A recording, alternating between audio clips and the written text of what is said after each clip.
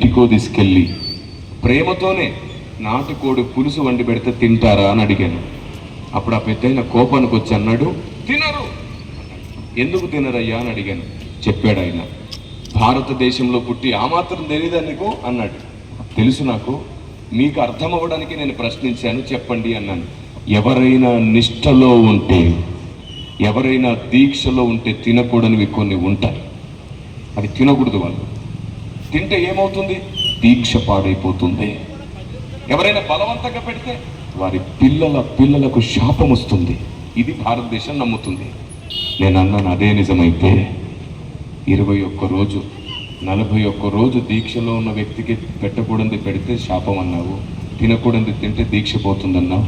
అయితే క్రైస్తవుడు బాప్తిస్మం తీసుకొని జీవితకాలం దీక్షలో బతుకుతున్నాడు. క్రైస్తవుడు బాప్తిస్మం తీసుకొని జీవితకాలం నిష్ఠలో బతుకుతున్నాడు. మేము కూడా 2 తినకూడదు. ఏదైనా ఒక రూపం ముందు బలిగా అర్పించింది, నైవేద్యంగా సమర్పించింది మేము ముట్టలేము. నీ ఇంటికి పిలిచి నువ్వు కారంతో పెట్టిన సంతోషంగా భోజనం చేసి నేను దీవిస్తాను. ఇదే క్రీస్తు ప్రేమ, క్రైస్తవ ప్రేమ. ఆమె నీ ఇంటికి రామని కాదు, నువ్వు ప్రేమగా పెడితే తినమని కాదు. మా దీక్షకు, మా నిష్టకు ఈ 2 అడ్డు. యేసు ప్రభు ఫోటో ముందు పెట్టినా మాకు నిషిద్ధమే, యేసు ప్రభు శిలువ ముందు పెట్టినా మాకు నిషిద్ధమే. ఎందుకంటే ఆత్మయ్యున్న దేవుణ్ణి ఆత్మతో సత్యముతోనే ఆరాధించమని గ్రంథం సెలవిస్తుంది. ఆయనే అన్నాడు, ఏ రూపమును మీరు చేసుకోవద్దు. కాబట్టి ఏదైనా ఒక రూపం ముందు బలిగా అర్పిస్తే మేము ముట్టకూడదు సార్. నిజంగా ఆయన అన్నాడు. అంతకుముందే నా చేతిలో కొబ్బరి ముక్క పెట్టాడనమాట తినమని. అప్పుడు చెప్పాను నేను, ఇది నేను ఎందుకు తినలేను అనేది. ఆయన ఏం చేశాడో తెలుసా? నా చేతిలో నా కొబ్బరి ముక్క తీసేసుకొని జోబులో వేసుకొని అన్నాడు, నీ దీక్షను నేను కూడా పాడు చేయను. భారతదేశం ఎవరి దీక్షలో పాడు చేయకూడదని మా పెద్దలు మాకు నేర్పారు అన్నాడు. అందుకు నేను అంటాను, మేరా భారత్ మహాన్. నా దేశం గొప్ప పద్ధతులు, సాంప్రదాయాలు కలిగిన దేశం. దేవుడు ఎవరో అర్థమయ్యేటట్లు చేయడానికి ఇన్ని గందరగోళాలు, ఇన్ని గొడవల. దేవుడు ఎవరో అర్థమయ్యేటట్లు చేయడానికి ఇన్ని సిద్ధాంత మత విద్వేషాల. దేశానికి అర్థమయ్యేటట్లు చెప్పండి, మిమ్మల్ని కూడా గుండెల్లో పెట్టుకొని చూసుకుంటుంది నా దేశం. Praise the lord. ఆ రోజు ఆయన అన్నాడు, నీ దీక్ష కూడా నేను పాడు చేయను సార్, ఇటువంటి అని చెప్పిన. అప్పటిదాకా ఒరే తొరే అన్నాడు, చిన్నపిల్లని కదా అని. 14 సంవత్సరాల క్రిందటి సంగతి. ఆ తర్వాత నాకు ఆ కొబ్బరి మొక్క తీసుకొని జోబులో వేసుకొని అన్నాడు, ఇంతకు ముందే ఆకలి అవుతుంది అన్నావు, మధ్యాహ్నం 3:30 అవుతుంది, మా ఇంటికి వచ్చి భోజనం చేస్తావా అని అడిగాడు. ఏ చేయితో కాలర్ పట్టాడో అదే చేయితో చేయి పట్టుకొని తీసుకెళ్ళాడు ఇంటికి. కుండలో వంట చేస్తారు అక్కడ, అదంతా కూడా కొండల ప్రాంతంలోనే, పల్లెటూరులవి. కుండలో రైస్ వేడివేడిగా వండి పెట్టి నాకు భోజనం పెట్టాడు. కొంచెం పచ్చడితో, కొంచెమే కూర ఉంటే దాంతో తినేసి వెళ్ళిపోతున్నా. నేను దీక్షలో ఉన్నానన్నావుగా, దీవించకుండా పోతావా అన్నాడు. అది మన దేశ ప్రేమ. నేను వెంటనే ఏం చేశానంటే, సరే సరే మీకోసం ప్రార్థన చేస్తానని మోకరించి ప్రార్థన చేశాను. 6 నెలల తర్వాత, అప్పుడు కలిసి మాట్లాడే వాళ్ళతో 6 నెలల తర్వాత వాళ్ళ అబ్బాయికి నా చేతితో నేను బాప్తిస్మం ఇచ్చాను. సంవత్సరం తర్వాత ఆ పెద్ద ఆయనకు వాళ్ళ భార్యకు కూడా నేను బాప్తిస్మం ఇచ్చాను. ఇప్పుడు వాళ్ళ అబ్బాయి కర్ణాటకలో సువార్థికుడు. అయినా మీరైతే ఏం చేసేవాళ్ళు? ఆ పూట తినం ఆకాశం చూడి పడ్డాం. అందుకే చెప్తున్నాను, సమాజానికి మనం అపార్థం అయ్యాం. పెద్దలు ఊరికే అనలేదు, నోరు మంచిదైతే ఊరు మంచిది. చెప్పే విధానం సరిగ్గా ఉండాలి. అవును, మీరు ఎందుకని అనేకుల పెళ్లిళ్లకు, చావులకు, ఫంక్షన్లకు వెళ్ళరు? నాకు ఒక్క వచనం చూపించండి బైబిల్లోంచి. క్రైస్తవుడు అనేవాడు పెళ్లిళ్లకు, చావులకు, ఫంక్షన్లకు వెళ్ళకూడదు, క్రీస్తుని నమ్మని వాళ్ళ ఫంక్షన్లకు వెళ్ళకూడదు అనే మాట చూపించండి. అది యూదుల గురించి రాయబడ్డ మాట, అది యూదుల సాంప్రదాయం, అది యూదుల ఆజ్ఞ. వాళ్ళు ఎవరితో కలవరు, వారిని ఎవరితో కలుపుకోలేరు. వారు ఎవరి పెళ్ళిళ్ళకి వెళ్ళరు, వాళ్ళ పెళ్ళిళ్ళకి ఎవరిని పిలవరు. నువ్వు యూదుడవా, యూదురాలివా? క్రీస్తు యూదులలో నుండే వచ్చాడు, కానీ మనం అందరం క్రీస్తు నుండి వచ్చిన వారం. ఆయన శిలువ యజ్ఞం వల్ల పుట్టిన వారం. యూదుల పద్ధతిని క్రైస్తవ పద్ధతిగా భావిస్తున్నారు. ఎందుకు? తప్పది. పౌలు భక్తుడు అన్నాడు, ఇలాగైతే మనం ఈ లోకంను విడిచిపెట్టి వెళ్ళిపోవలసి వచ్చునన్నాడు. యేసు ప్రభు మనల్ని బూదిగంతములకు వెళ్ళి సువార్త చేయమన్నాడు. ఏడిచే వారితో ఏడవండి, నవ్వే వారితో నవ్వండి, దుఃఖపడే వారితో దుఃఖపడి, సంతోషించే వారితో సంతోషించండి అని చెప్పబడింది. వాళ్ళ పెళ్ళిళ్ళకి వెళ్తే నీకేం నష్టం? వాళ్ళ చావులకు వెళ్తే నీకేం నష్టం? వాళ్ళ ఫంక్షన్లకు వెళ్తే నీకేంటి నష్టం? నీ బంధువులు స్నేహితులు ఎంత బాధపడుతున్నారో తెలుసా? యేసు ప్రభువుని నమ్మారు, మాకు దూరం అయిపోయారు. ఏం దేవుడు, ఏం మతం, ఏం గ్రంథం అని అడుగుతున్నారు. ఏం జవాబు చెప్తావు? కొందరు అధిక నీతిమంతులు, కొందరు పెద్దలు తెలియక లేఖనాన్ని సరిగ్గా గుర్తించక పౌలు లేఖనాలను కూడా అపార్థము చేసుకుని ఈ పొరపాటు గోడను ఒకటి నిలబెట్టారు సువార్త కట్టంగా. మీ బంధువులు మీరు చెప్తే సువార్త విన్నారా? కానీ నువ్వు వీధుల్లోకి వెళ్ళి వేరెవరికో సువార్త చెప్పడానికి వెళ్తావు. నీ బంధువులనే రక్షించుకోలేవు, నువ్వు నీ బంధువులకే అర్థమయ్యేటట్టు చెప్పలేవు, ఇంకొకరి గురించి వెళ్తున్నావు. తప్పు. మనలో ఒక పొరపాటు ఉంది. మనం అపార్థమయ్యేటట్లు కొన్ని పెట్టుకున్నాం. ఇప్పుడు దాన్ని అర్థమయ్యేటట్లు చేస్తాను, జాగ్రత్తగా వినండి. ఇదే మాట నేను ఒక సేవకుల సదస్సులో చెప్పాను. అప్పుడు ఒక పాస్టరమ్మ గారు మొత్తం అయిపోయిన తర్వాత, అమ్మ ప్రశ్నలు ఎవరికైనా ఉంటే మీరు మాట్లాడవచ్చు అని చెప్పి సేవకులకు అవకాశం ఇస్తే ఒక పాస్టరమ్మ గారు లేచి అడిగారు, అన్న మీరు చెప్పింది కరెక్టే, బంధువుల పెళ్ళిళ్ళకు, చావులకు, ఫంక్షన్లకు వెళ్లకుండా మనం వారిని బాధ పెట్టాం, అందుకే మనం చెప్పే సువార్త వాళ్ళు వినట్లేదు, తప్పైపోయింది అన్నాను. తొందరపడిపోయాం, అధిక నీతితో ప్రవర్తించామన్నాను. కానీ ఒక ప్రశ్న ఉందన్న, నాకు జవాబు చెప్పండి అని. ఏంటమ్మా అని అడిగాను. వాళ్ళ చావులకు, ఫంక్షన్లకు వెళ్ళినప్పుడు వాళ్ళు నైవేద్యంగా పెట్టినవో సమర్పించినవో పెడితే మన పరిస్థితి ఏంటన్నా అని అడిగాను. నీకు ఎప్పుడైనా అలా ఎదురైందా అని అడిగాను. అప్పుడు ఆమె చెప్పింది, మా బాబాయ్ గారు చనిపోయారు, ఆయన చావు కోసం వెళ్ళాను. స్కూల్ గ్రౌండ్లో 4000 మందికి వంటలు చేస్తున్నారంట ఊరు మొత్తానికి. ఆమె అక్కడికి వెళ్ళి చూస్తే పూజ చేసిన పొయ్యి మీద వంట చేశారంట. 10 పొయ్యిలుంటే 10 పొయ్యిలకు పూజ చేశారంట. పూజ చేసిన పొయ్యి మీద చేసిన వంట తినొచ్చా అని అడిగింది ఆవిడ. లాజిక్కే కదా. పూజ చేసిన పొయ్యి మీద వంట చేస్తే తినొచ్చా అని అడిగితే నేను అన్నాను, అమ్మా ఒకవేళ నీ లాజిక్ కరెక్ట్ అయితే భారతదేశంలో 90% మంది రైతులు భూమి పూజ చేసి వరి పండిస్తారమ్మా. ఆ లెక్క ప్రకారం నువ్వు ఏం తినకూడదమ్మా? మరి ఎందుకు తింటున్నావమ్మా? చివరికి నువ్వు తెచ్చుకునే బియ్యం సంచుల మీద ఎవరి ఇష్ట దైవం ఫోటోలు ఉన్నాయమ్మా? చక్కగా మోసుకొచ్చుకున్నావు కదమ్మా. అప్పుడు అంటుంది, అవునన్నా సరిగ్గా చెప్పారు మీరు. గవర్నమెంట్ వాళ్ళు డ్యామ్స్ ఓపెన్ చేసేటప్పుడు గేటుకు పూజ చేయకుండా ఓపెన్ చేయరు. ఆ లెక్క ప్రకారం నువ్వేం తాగకూడదు. మరి ఎందుకు తాగుతున్నావు? అంత మాత్రమే కాదు, ఉదయాన్నే నువ్వు బస్ ఎక్కి చూడు, బస్ డ్రైవర్ తన ఇష్ట దైవానికి ఒక అగరత్తు వెలిగించి ప్రార్థించుకున్నప్పుడు ఆ లెక్క ప్రకారం నువ్వేం దిగిపోవాలి? మరి అట్లాగే బస్సులోనే పోతున్నావు. గవర్నమెంట్ వారు కొత్త ట్రైన్స్ ఓపెన్ చేసినప్పుడు సెంట్రల్ మినిస్టర్ వస్తాడు. ట్రైన్కి పూజ చేసి ఆ లెక్క ప్రకారం నువ్వు ఏమెక్కకూడదు. చివరికి ప్లేన్ కూడా వాళ్ళ కంపెనీ వాళ్ళు పూజ చేసే వరకు ఏ ప్లేన్ స్టార్ట్ చేయలేదు ఇప్పటిదాకా. వాళ్ళ కంపెనీ ప్లేన్ని స్టార్ట్ చేసేటప్పుడు ప్రారంభంలో ఏం చేస్తారు? వాళ్ళు పూజ చేస్తారు. ఇలా ఆలోచిస్తే మీరు వేసుకున్న బట్టలు ప్రతి బట్టల షాపులో వాడు పూజ చేసినాకే అమ్ముతున్నాడు. మీరు వేసుకున్న చెప్పుల షాప్లో పూజ చేసినాకే అమ్ముతున్నారు. పొద్దున ఒక షాప్కి వెళ్ళండి, 1 కేజీ షుగర్ ఇవ్వమని అడగండి, పూజ చేసినాక ఇస్తున్నారు. నీ లాజిక్కే కరెక్ట్ అయితే నువ్వు బట్టలు వేసుకోవడానికి లేదు, చెప్పులు వేసుకోవడానికి లేదు. ఇప్పుడు నువ్వు కూర్చున్న కుర్చీ కూడా ఆ కంపెనీ వాడు పూజ చేసినాకే అమ్మాడు. నా చేతిలో ఉన్న మైక్, ఇదిగో మన చేతిలో ఉండే ఫోన్లు అన్నీ కూడా ఆయా కంపెనీ వాళ్ళు పూజ చేసినాకే అమ్ముతున్నారు. ఇలా ఆలోచిస్తే ఇంకొకటి చెప్పనా, వీచే గాలి ఉంది చూశారు, దీన్ని హైందవ సహోదరులు వాయుదేవుడా అని మొక్కుతారు. అప్పుడు నువ్వేం పీల్చకూడదు అన్నమాట. అప్పుడు కదా చచ్చూరుకుంటావు. పిచ్చి లాజిక్లన్నీ తీసుకొచ్చేసి సమాజాన్ని గొడవల పాలు చేసి విడగొడుతున్నారు అందరు. అరే నీ సిద్ధాంతం కాదు నేను రక్షించేది, దేవునికి వచ్చిన జ్ఞానం కలిగి ఉందాం. అప్పుడు మీ నోటి నిండా జ్ఞానం ఉంటుంది. నీ నోరు బాగుంటే ఊరు బాగుంటుంది. ఆ తర్వాత వెళ్ళండి, అందరి పెళ్ళిళ్ళకు వెళ్ళండి, అందరి చావులకు వెళ్ళండి, అందరి ఫంక్షన్లకు వెళ్ళండి. వారికి చెప్పండి, నేను బాప్తీసం తీసుకొని క్రీస్తు దీక్షలో నిష్టలో బతుకుతున్నాను. 2 నేను తినకూడదు. 1 బలిగా అర్పిస్తే తినకూడదు, 2 నైవేద్యంగా సమర్పిస్తే తినకూడదు. వేరే ఏది నువ్వు ప్రేమగా పెట్టినా నేను తింటానని అర్థమయ్యేటట్లు చెప్పండి.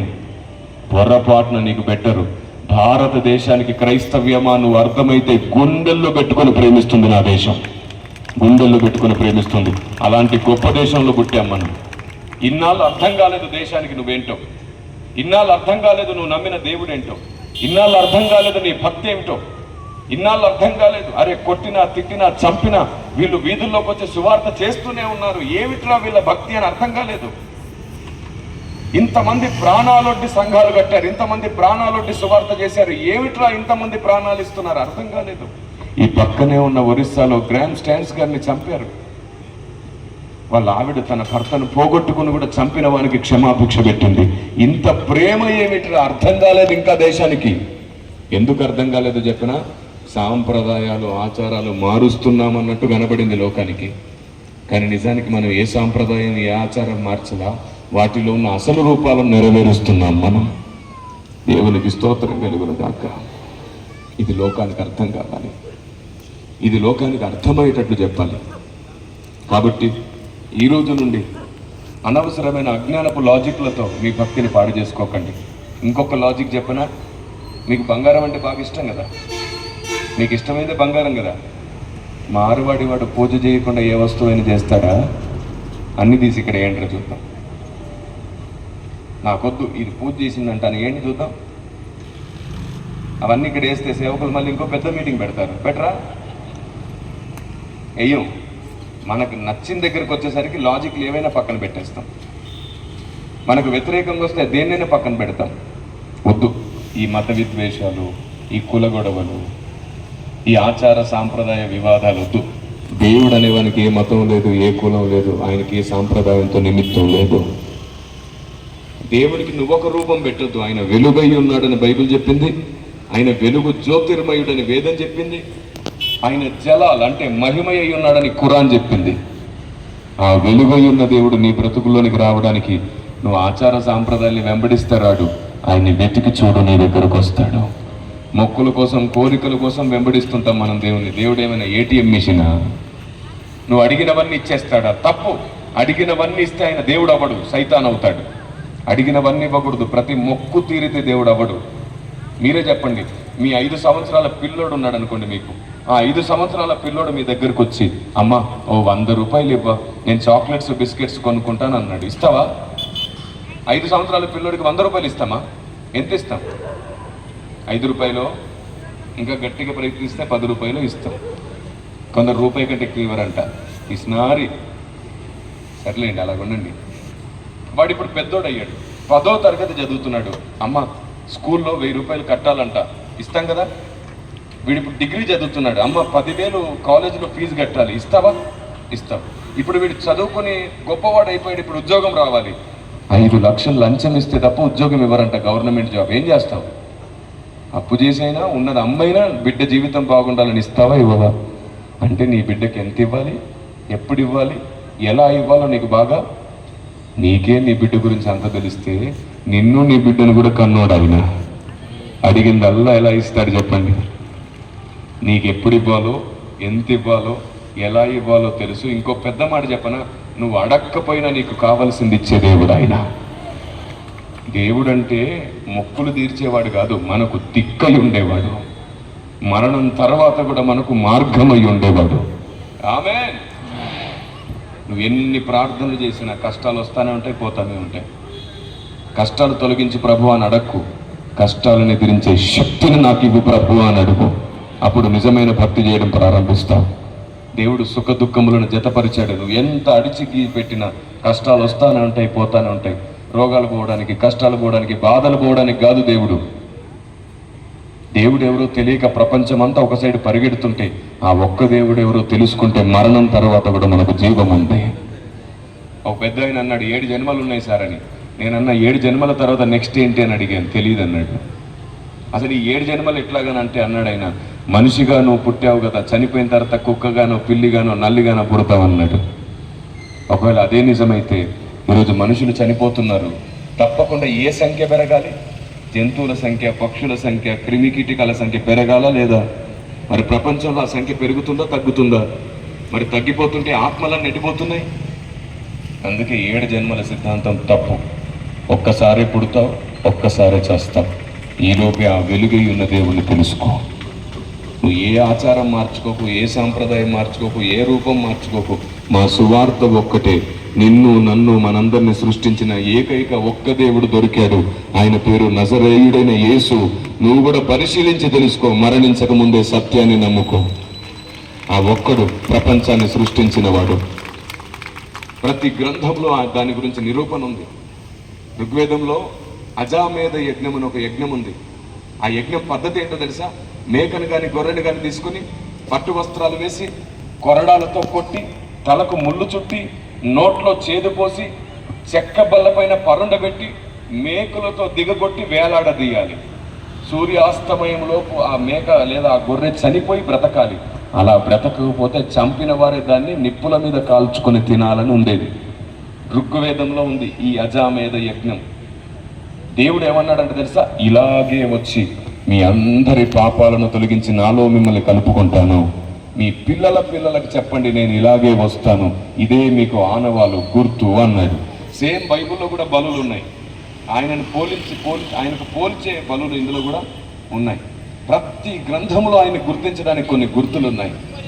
ఇప్పుడు నాకు చెప్పండి, మన పెద్దలు నమ్మారు అదే విధంగా ఆయన వచ్చి బలి అవుతాడని నమ్మారంట. ఋగ్వేదం ప్రథమ మండలంలో ఉంది. ఇప్పుడు నేను అడుగుతున్నాను, ఈ అజామేధ యజ్ఞంలో ఎవరు కనబడుతున్నారు? ఒక మేకను కానీ గొర్రెను కానీ తీసుకుని పట్టు వస్త్రాలు వేసి తలకు ముళ్ళు చుట్టి కొరడాలతో కొట్టి ఎముక విరగకుండా చెక్క బల్లపైన పరుండబెట్టి మేకులతో దిగగొట్టి నోట్లో చేదు పోసి వేలాడదీసి చంపాలంట. ఒకవేళ ఆ గొర్రె బ్రతకకపోతే చంపిన వారే దాన్ని తినాలి. ఇప్పటికి మనం ప్రభు భోజనం తింటున్నాం, ఆయన శరీరం రక్తం అని. Praise the lord. మీకు ఒక విషయం చెప్పనా? ఏ గొర్రె ఏ మేక బ్రతకలేదు. ఒకే ఒక్క గొర్రె అని పిలువబడిన వాడు బ్రతికాడు. ఇదిగో లోక పాపములను మోసుకొని పోవు దేవుని గొర్రె పిల్ల. ఆయన బ్రతికాడు, సజీవుడై ఉన్నాడు. ఇప్పటికీ ప్రభువా నీవేనా అని పిలిస్తే ఆయన తప్పక నీ జీవితంలోనికి వస్తాడు. నేను చెప్తున్నా, ఒక 30 రోజులు ఏ దేవుని పేరు వద్దు, చర్చ్ వద్దు, గుడొద్దు, మసీదు వద్దు. దేవుడా నీవెవరు నీవెవరు నీవెవరని అడగండి. పేరు రూపం కూడా తలుచుకోకుండా 30 రోజులు నువ్వు నిజంగా అడిగితే నీ యథార్థతే నీ చుట్టూ కోటలాగుంటుంది. ఆయన తప్ప ఇంకెవ్వరు నీ దగ్గరికి రారు. ఆ ఒక్కడే నీకు దొరుకుతాడు. ఇప్పుడు చెప్పండి, ఇప్పుడు దాకా నేను మాట్లాడింది మతమా, ఆచారమా, సాంప్రదాయమా? ఆ ఒక్కడెవరో తెలుసుకోవడానికి నేను మాట్లాడుతున్నాను. ఇదే క్రైస్తవ సువార్త. ఇన్నాళ్ళు అపార్థం అయ్యాం కదా, ఇక నుంచైనా అర్థం చేసుకోండి. మేము దీక్షలో ఉన్నాం, నిష్టలో ఉన్నాం.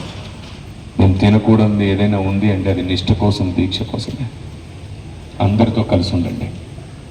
అందరి చావులకు, ఫంక్షన్లకు, పెళ్ళిళ్ళకి వెళ్ళండి. అందరినీ బలపరచండి. ఇలా ఆలోచిస్తే అసలు ఈ లోకంలోనే మనం బ్రతకడానికి కుదరదు. అసలు మీకు విషయం చెప్పిన, ఆ వంట చేసిన వ్యక్తిని నేను అడిగాను, మీరు పొయ్యికి ఎందుకు పూజ చేశారని. ఆయన ఏమన్నాడు తెలుసా? సార్ ఇది మా వృత్తి ధర్మం సార్, మా పెద్దలు ఇలాగే నేర్పారు. ఏమని ప్రార్థిస్తారు మీరు అని అడిగాను. పూజ ఏం చేస్తారంటే ఆయన అన్నాడు, అగ్నిదేవుడా వంట ప్రారంభించాము, ముగిసే వరకు మాకు సహాయం చేయమంటారంట. అంతే. మనకేం అర్థమైంది? అగ్నిదేవుడా పైన పెట్టిందంతా నీకు స్వాహ. అలా అనరు వాళ్ళు. అక్కడ సమర్పణ లేదు, నైవేద్యం లేదు. అది వృత్తి ధర్మం. రెస్టారెంట్కి వెళ్తావు, వాళ్ళు లోపల ఏం చేశారో నీకు తెలుసా? మరి తింటున్నావు. మటన్ షాప్, చికెన్ షాప్, పూజ చేసినాకే అమ్ముతారు వాళ్ళు. తింటున్నావు. ఒక్క పెద్ద మాట చెప్తాను, ఏదైనా తెలియకుండా నీ ముందుకు వస్తే దేవుడు నీకు ఒక ఆయుధం ఇచ్చాడు. ప్రార్థించు, పరిశుద్ధం అయిపోతుంది. ఆమేన్. తెలిసి వస్తే చెప్పు, నేను దీక్షలో ఉన్నాను, తినకూడదు అని.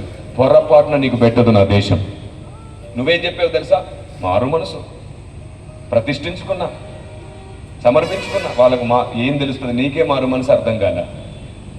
నీ భాషలో ఎందుకు మాట్లాడతావు? అర్థమయ్యే భాషలో మాట్లాడు. ఒకటిలాగే విజయవాడలో మేము స్టార్టింగ్లో ఒక ప్రాంతం మాకు తెలియక అడ్రస్ చెప్తే వాడు మొత్తం విని క్యా అన్నాడు. అలా ఉంటుంది. అర్థమయ్యేటట్లు మాట్లాడి చూడు, నీ ఊరు, నీ దేశం నీకు ఇల్లు అయిపోతుంది. క్రైస్తవుడా, ఆచారాలు, సాంప్రదాయాన్ని వెంబడించింది చాలు. ఇప్పుడు భక్తిని వెంబడించు, జ్ఞానాన్ని వెంబడించు, ఆత్మదేవుని ఆలోచనను వెంబడించు. మరలా ప్రభు చిత్తం ఎప్పుడైనా ఉండి మీ మధ్యలోనికి రావాల్సి వస్తే మీ గ్రామము, మీ ప్రజలు, మీ వారందరూ కూడా ఇక్కడికి వచ్చి కూర్చునేంత ఉన్నతమైన సభ జరుగును గాక. ఆమేన్. Praise the Lord. వచ్చే సంవత్సరం మరల నెలకొల మీ మధ్యలోనికి రావాల్సి వస్తే పట్టజాలనంత విస్తారమైన జనం మీ గ్రామము నుండి వచ్చి మతభేదం కులభేదం లేకుండా దేవుని మాటలు వినడానికి వాళ్ళు వచ్చి అంత ప్రేమ మీలో ఉండునుగాక. మీ గ్రామంతో మీ బంధువులతో మీ స్నేహితులతో కలిసి ఉండండి. ఎలాంటి అంటుడు ముట్టుడు మనకేమీ లేదు. ఏదున్నా అర్థమయ్యేటట్లు చెప్పండి. జ్ఞానమే జీవమునకు మూలం. అలాంటి ఉన్నతమైన భక్తిలో మీరు నేను వర్ధిల్లుదుముగాక, వర్ధిల్లుదుముగాక. రండి. ఈ గంటన్నర దేవుడు మీతో నాతో మనందరితో ఏం మాట్లాడాడు, ఈ సంగతులన్నిటి కొరకు స్తోత్రం చేద్దాం. అవును, గంటన్నర దాటింది. రండి ప్రార్థన చేసుకుందాం. అందరూ లేచి నిలబడతారా? అందరూ లేచి నిలబడండి. మీ కుడి చేయి పైకెత్తండి. ప్రభువా, ఇన్నాళ్ళు మాకు నచ్చింది చేసి తప్పు చేశాం, అనేకులకు అపార్థమయ్యాం, అనేకుల్ని బాధ పెట్టాం, బంధువులు స్నేహితుల్ని కూడా రక్షణలోనికి రానివ్వకుండా మేమే పొరపడ్డాం. ఆనాటి పరిచయులు శాస్త్రుల వలె మేము తొందరపడ్డట్టున్నాం. ప్రభువా, ఈరోజు నీ లేఖనం అర్థమైంది, నీ ఆలోచన విధానం అర్థమైంది. ఇక నుంచి యూదుల వలె కాక క్రైస్తవుల వలె ఆలోచిస్తాం, పౌలు వలె ఆలోచిస్తాం. అవసరమైతే దేహ సంబంధునైనా సహోదరుల కొరకు నేను శాపగ్రస్తునైనా పర్వాలేదన్నాడు పౌలు. నువ్వు ఆచార సాంప్రదాయ పద్ధతుల కోసం అనేక ఆత్మలకు అడ్డుగా నిలబడ్డా విన్నాళ్ళు. చాలింకా చెప్పండి దేవునితో.